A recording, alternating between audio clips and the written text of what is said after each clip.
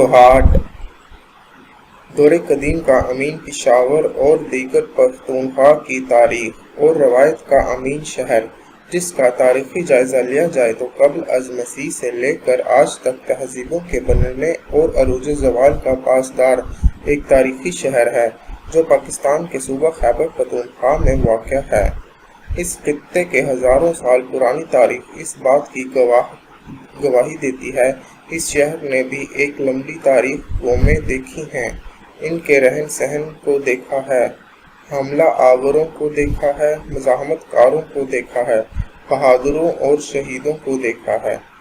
کوہاٹ قدیم دور سے آباد ہے اور یہاں سے ملنے والے آثار قدیمہ کے شواہد بتاتے ہیں کہ یہ خطہ 2500 قبل مسیح کے آس پاس وادی سندھ کے تہذیب کا حصہ ہے۔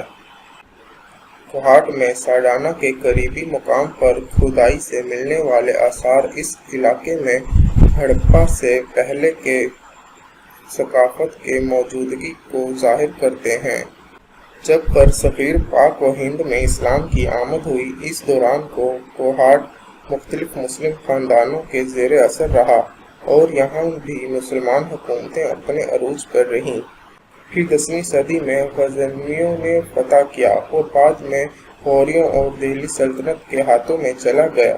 پھر وقت کے ساتھ ساتھ 16ویں صدی میں مغل حکومت بنی تو کوہاٹ بھی مغل سلطنت کا حصہ بن گیا اور مغل گورنر کے انتظامی کنٹرول میں رہا۔ اس کے بعد 19ویں صدی کے شروع میں یہ خطہ بھی مختصر طور پر سکھا شاہی حکمرانی کے زیر آتاب آیا اور یہاں بھی سکھ حکومت نے اپنے پنجے گاڑے۔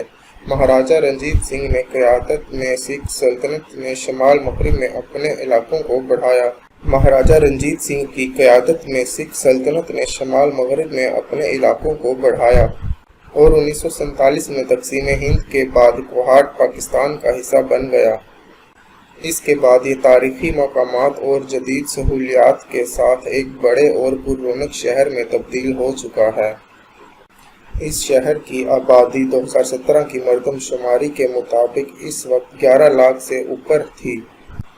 یہاں کی مشہور شخصیتوں میں سب سے نمایاں گھمگول شریف اور زندہ پیر کے نام ہیں، اور بھی بہت سی روحانی شخصیتیں اس شہر میں موجود ہیں۔ یہاں موجود تاندا ڈیم، جسے صدر ایوب خان نے تعمیر کروایا تھا، بہترین سیاحتی مرکز مانا جاتا ہے، جہاں سیاحتی سرگرمیاں سارا سال جاری رہتی ہیں۔